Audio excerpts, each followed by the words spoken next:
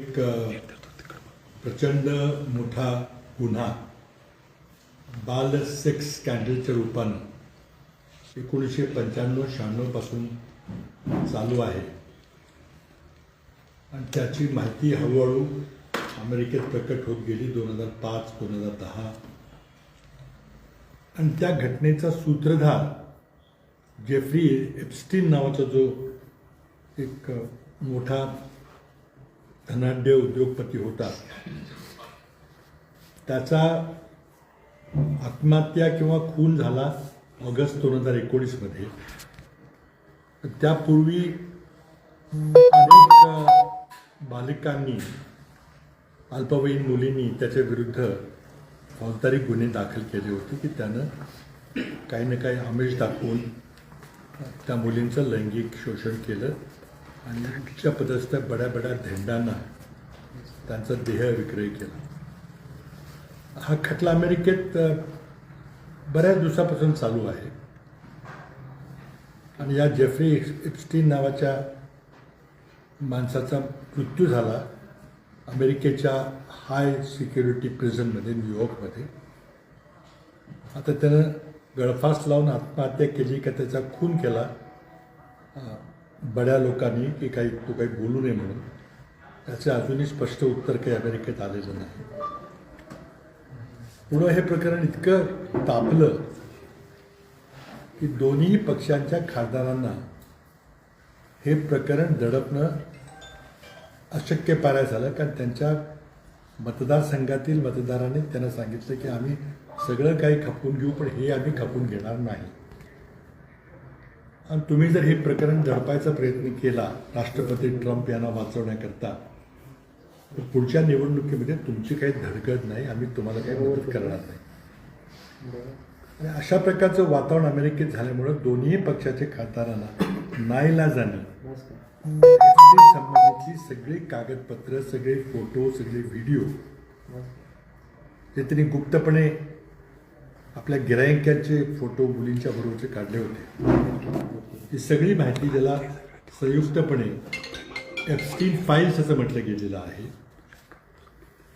हा जवळजवळ 30 वर्षाचा डेटा आहे. ईमेल्स आहेत, पत्र आहेत, फोटोग्राफ्स आहेत, व्हिडिओ रेकॉर्डिंग आहे, ऑडिओ रेकॉर्डिंग आहे. हे प्रचंड मोठं हे इलेक्ट्रॉनिकचे पुरावा इथं आहे. तो सर्व पुरावा एप्स्टीन यांच्या विरोधात जे खटले चालले होते त्या खटल्यामध्ये प्रस्तुत करण्यात आला. आणि तो सर्व पुरावा आता अमेरिकेच्या कायदा मंत्रालयाकडं, त्याला ॲटॉर्नी जनरल म्हणतात, त्यांच्याकडं आहे. आता ॲटॉर्नी जनरल हे राष्ट्रपती ट्रम्प यांच्या अधिकाराखाली काम करतात आणि ज्या बाई ॲटॉर्नी जनरल आहेत पॅम बॉन्डी नावाच्या, त्यांना राष्ट्रपती ट्रम्प यांनी 6 महिन्यापूर्वी कायदा मंत्री म्हणून नियुक्त केलेलं आहे. त्यांच्या ताब्यात ही सगळी कागदपत्र आहेत. जनतेच्या दबावामुळं अमेरिकन संसद, ज्याला US काँग्रेस म्हणतात, तर US काँग्रेसच्या दोन्ही सभागृहांनी जवळजवळ एकमताने ह्या सगळ्या एप्स्टीनचा पुरावा, एप्स्टीन फाईल्स प्रकाशित कराव्यात असा कायदा पास केला. नुसतं कोर्टाला सांगून हे कागदपत्र द्या असं हे नुसतं लेखी मागणी नव्हती ती, तर तो अमेरिकन संसदेने US काँग्रेसने पारित केलेला कायदा होता, ज्यावर प्रेसिडेंट ट्रम्प यांना स्वाक्षरी करावी लागली आणि आज तो अमेरिकेचा कायदा आहे. त्या कायद्याचं नाव आहे एप्स्टीन फाईल्स ट्रान्सपरन्सी ॲक्ट. हा कायदा 19 नोव्हेंबरला अस्तित्वात आला आणि त्या कायद्यामध्ये एक महत्त्वाचं कलम आहे की पुढच्या 30 दिवसाच्या आत सर्व कागदपत्र खुले गेले पाहिजेत. आणि हा इलेक्ट्रॉनिक डेटा असल्यामुळं तो सर्चेबल आणि मशीन रिडेबल पाहिजे. म्हणजे अमेरिकेच्या सामान्य नागरिकाला देखील हा 300 GB किंवा त्याच्यापेक्षा जास्त डेटा आहे, तो डेटा उपलब्ध व्हावा. आता अमेरिकन कायदा असल्यामुळे तो कायद्याचं उल्लंघन करणं हे सरकारला शक्य नाही आहे. म्हणून काल 19 डिसेंबरला 30 दिवस पूर्ण होण्यापूर्वी मोठ्या प्रमाणात माहिती रिलीज करण्यात आली. अगदी संध्याकाळपर्यंत बरीचशी माहिती आलेली आहे. आता ती माहिती शोधणं, त्याला सर्च करणं, कोणाकोणाची नावं आहेत, काय हे महत् काय हे काम आहे, ज्याला अनेक दिवस अनेक आठवडे लागू शकतात. आणि ही फक्त पार्शल माहिती आलेली आहे. आणि अमेरिकन ॲटर्नी जनरलच्या ऑफिसने सांगितलं की आम्हाला ही माहिती, सर्व माहिती खुली करायला काय आठवडे लागतील. म्हणजे सबंध माहिती बाहेर यायला, ज्यामध्ये प्रेसिडेंट ट्रम्प यांचे स्वतःचे अनेक फोटोग्राफ्स, व्हिडिओ आहेत. त्यामुळे ते फोटो थोडं मागं ठेवण्याचा किंवा दाबण्याचा प्रयत्न होण्याची शक्यता आहे. आणि ज्या खासदारांनी हे विधेयक मांडलं त्यामध्ये भारतीय वंशाचे रो खन्ना नावाचे खासदार आहेत. त्यांनी आता जी मुलाखत दिलेली आहे की आम्ही पाहतोय काय काय मिळालेलं आहे ते, पण आमचं समाधान होईल असं मला वाटत नाही. अमेरिकन सरकारकडून, प्रेसिडेंट ट्रम्प यांच्याकडून माहिती लपवायचा प्रयत्न होतो. तर जो माहिती जी आपल्यासमोर आलेली आहे त्यामध्ये ईमेल्समध्ये काही उल्लेख भारतीयांचे आहेत. मी आपल्याला सांगितलं होतं की आजीबाजी खासदार आहेत. त्याप्रमाणे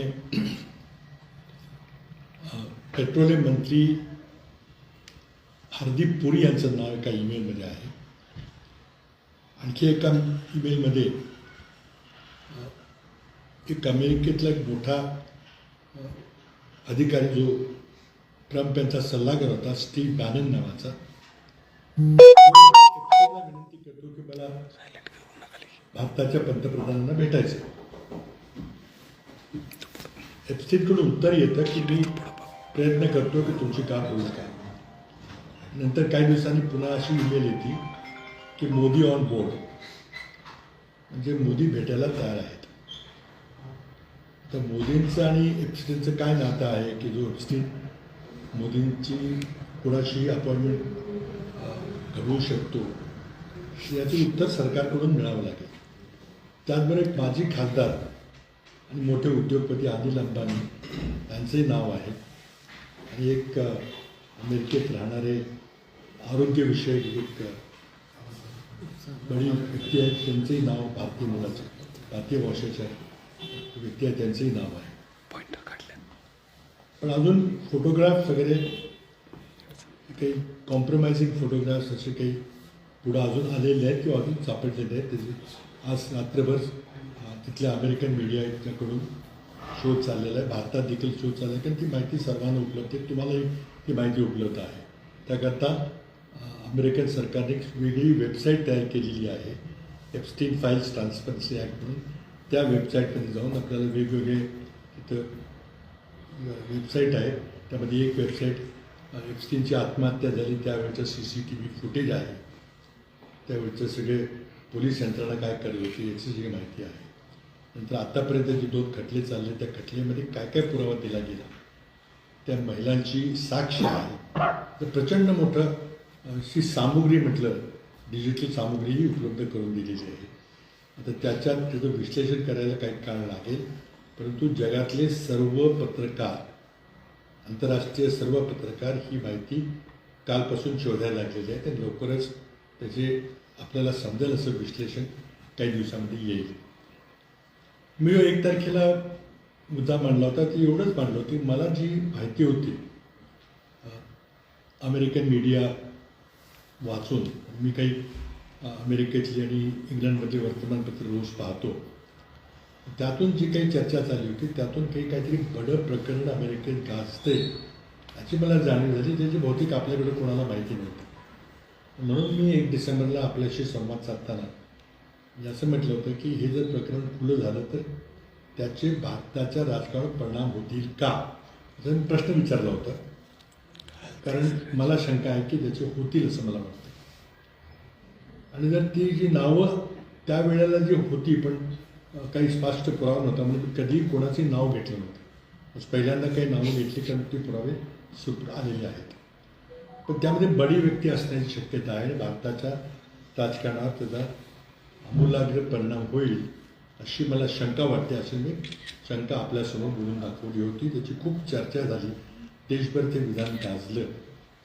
त्यामध्ये मी एक सूचित केलं होतं की बहुतेक सरकारमध्ये मोठ्या पदावर सुद्धा बदल होऊ शकते. ते बदल झाले तर मग काय होऊ शकेल याबद्दल मी एक विश्लेषण प्रस्तुत केलं होतं. त्यामुळे मला वाटतं की epstein फाईल्स ट्रान्सपरन्सी ॲक्टनुसार माहिती पुढे आलेली आहे. जी भीती होती की यामध्ये काही उच्चपदस्थ भारतीय असतील ती खरी निघायला लागलेली आहे. पण अजूनही ठोस पुरावा ज्याच्या आधारे ते कारवाई करता येईल. कारण जर बाल लैंगिक शोषण झालेलं आहे अमेरिकन नागरिकांचं असं जर सिद्ध झालं किंवा तो जर पुरावा आला समोर आला तर तो अमेरिकेत गुन्हा घडतो, त्याची कडक शिक्षा आहे. आणि तो भारतीय दंड संविधानाप्रमाणे एखाद्या भारतीय नागरिकानं कुठेही जगात काही गुन्हा केला असेल त्याला तिथे भारतात देखील शिक्षा होते, अशी कायद्याची तरतूद आहे. त्यामुळे प्रकरण हे फार गंभीर आहे. आणि ही जे पुरावे सापडले ते अर्थात ज्याच्याबद्दलचे पुरावे सापडतील तो नाहीच म्हणणार आहे की माझा काही संबंध नाही, कुठेतरी मॉर्फ केलेला आहे किंवा व्हिडिओ बदलले असे काहीतरी पुरावे येईल. पण तो मग शेवटी जनतेच्या न्यायालयात ते सगळं खुलं होईल. आणि आपण अशा व्यक्तींच्यावर सरकार चालवण्याची सूत्र ठेवायची का नाही हे शेवटी ज्यांनी त्यांना तिथे नेमलेलं आहे त्यांना विचार करावा लागेल. भारताच्या जनतेला देखील विचार करावा लागेल. तर आत्ताची सध्या परिस्थिती एवढीच आहे की एप्स्टीन फाईल्स पार्शली खुल्या केल्या गेलेल्या आहेत. अजून खुल्या व्हायला काही आठवडे लागतील असं सरकारचं मत आहे. तिथं कदाचित सरकार आणि राष्ट्रपती यांच्यामध्ये संघर्षाला सुरुवात झालेली आहे. कारण खासदारांचं म्हणणं आहे की बहुतेक राष्ट्रपती त्यांचं स्वतःचं नाव त्यामध्ये आहे म्हणून ही माहिती लपवायचा प्रयत्न करतील, जे अमेरिकेच्या कायद्याचं उल्लंघन असेल.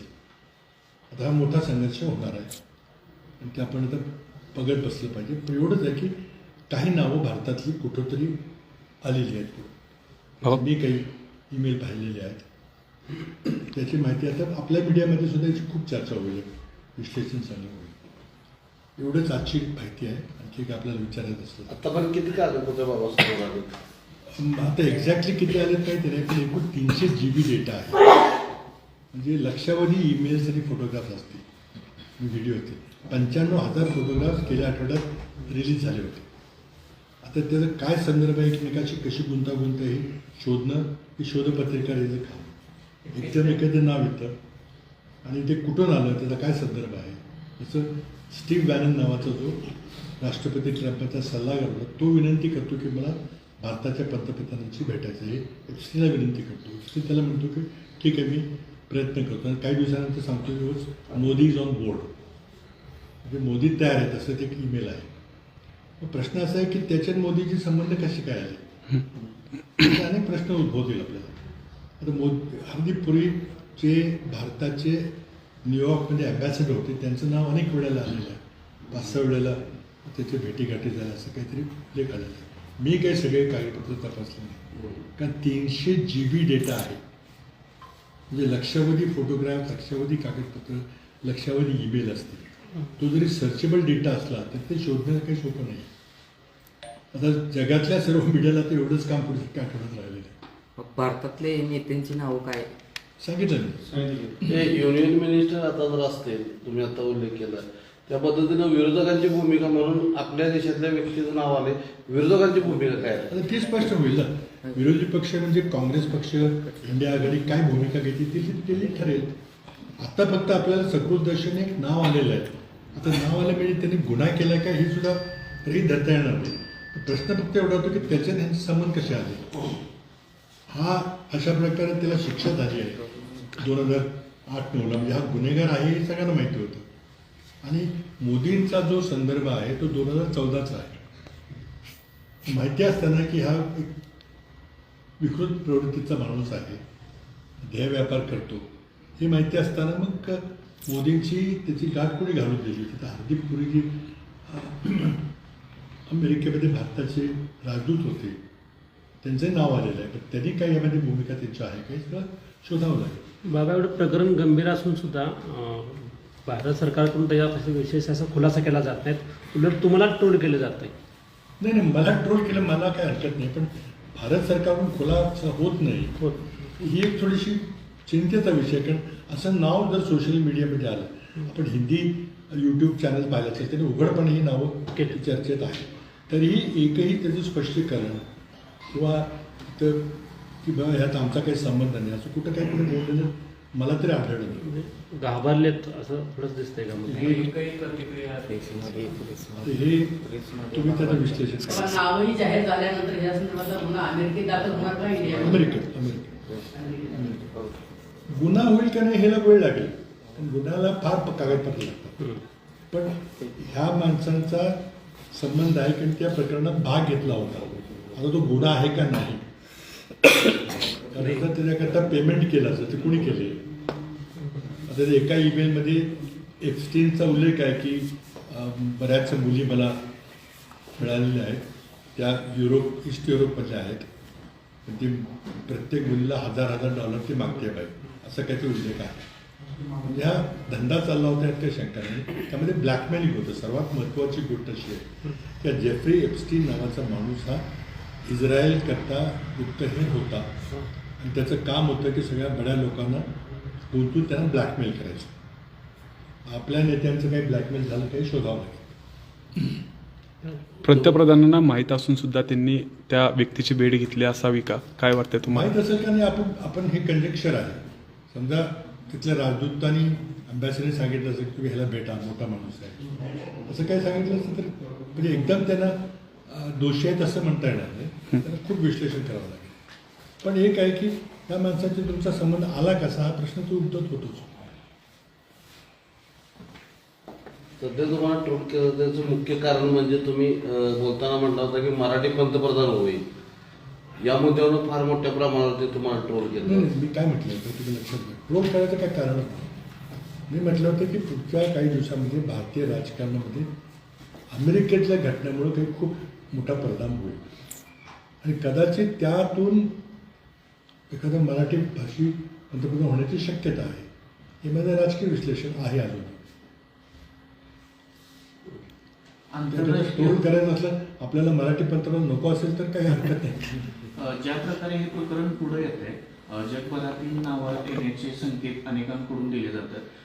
जर गुन्हा असेल नसेल तो नंतर सिद्ध होईल, पण आपल्या पंतप्रधानांचं अशा पद्धतीनं नाव समोर येणं माध्यमांमध्ये हे भारताच्या दृष्टीनं प्रतिमा मलिन करणारं आहे का? आता हे तुम्ही आणि जनतेने ठरवायचं आहे. आम्ही फक्त एवढंच सांगितलं की अशा प्रकारे घटना अमेरिकेत घडल्या आहेत, ही वस्तुस्थिती मी तुमच्यासमोर मांडली होती. आणि त्यामध्ये काही लोकांची नावं आहेत, ते गुन्ह्यामध्ये ते सहभागी आहेत. आता त्यांना हे माहिती असणारच. तर आपण अल्पवयीन मुलीशी काही संबंध ठेवतो, हा गुन्हा हे प्रत्येकाला माहिती आहे. त्यामुळे जाणून बुजून ते झालेलं आहे कृत्य. आता प्रत्येकाचा मुलींच्या बरोबर काही संबंध होता का हे अजून सिद्ध झालेलं नाही. एवढं सिद्ध झालं की याचा जो सूत्रधार होता जेफ्री एप्स्टीन, त्यांनी बड्या बड्या लोकांना आपल्या जाळ्यात घातलं. त्यामध्ये बिल गेट्स, मायक्रोसॉफ्टचे मालक, जगातला सर्वात श्रीमंत माणूस, त्यांनी कबूल केले की या माणसाची गाठीभेटी घेऊन तिथे संबंध ठेवून फार मोठी चूक केली, कारण त्यामुळे माझा घटस्फोट झाला. आपल्याला माहिती आहे की बिल अँड मेलिंडा गेट्स यांचा घटस्फोट झाला, ते कबूल केलं. इंग्लंडचे राजपुत्र प्रिन्स अँड्र्यू, आता जे बादशाह किंग चार्ल्स आहेत त्यांचा धाकटा भाऊ, त्याच्यावर एका मुलीने स्पष्ट आरोप केला की यांनी माझ्याशी पैसे त्यांनी दिले आणि हे केलं आणि माझ्याशी संबंध, थोडी अल्पवयीन मुली होती, तिने कोर्टात तक्रार केली. तो खटला चालला होता.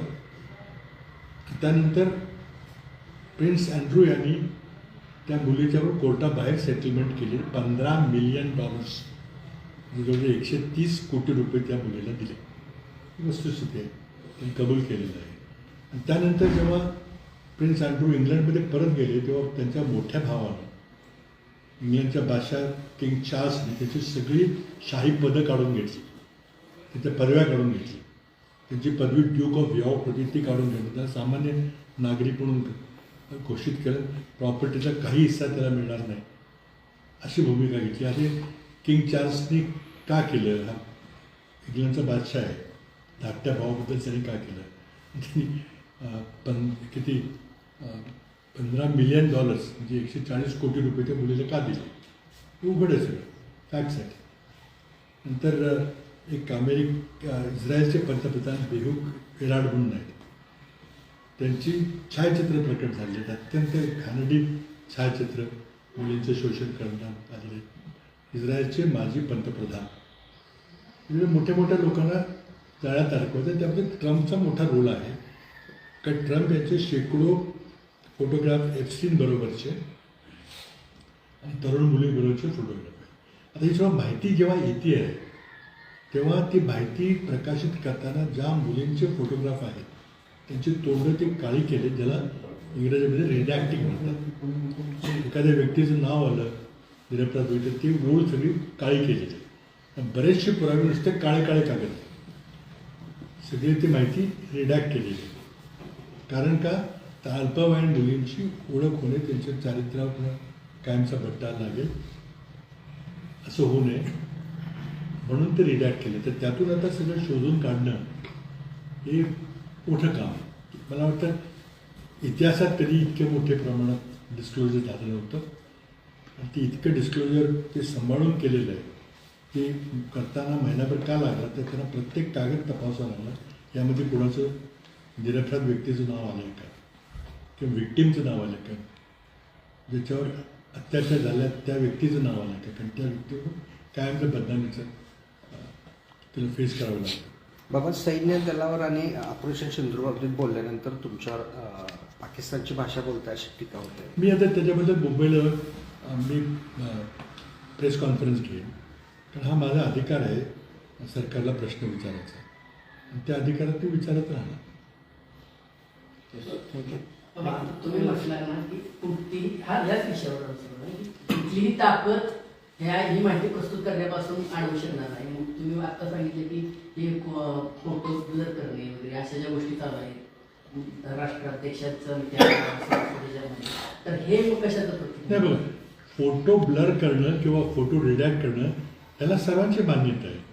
कारण ज्या मुलींच्यावर अत्याचार झालेला आहे त्यांची नावं जाहीर करण्याची आपल्या कायद्यात पण आहे, आपल्या पण काय परवानगी नाही आहे.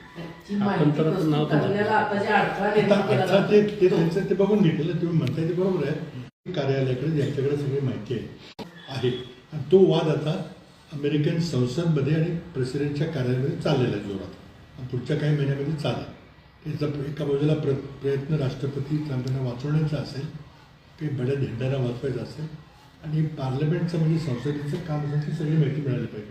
आजच सकाळपासून आपण पाहिलं तर वाद सुरू झाला. तर सरकारचं म्हणणं आहे की इतकी माहिती आहे की आम्हाला एकदम ती पुरवता येत नाही, कारण ते नावं ब्लॅकआउट करायला वेळ लागतो वगैरे असं त्यांचं म्हणणं आहे. बंद करा. थँक्यू.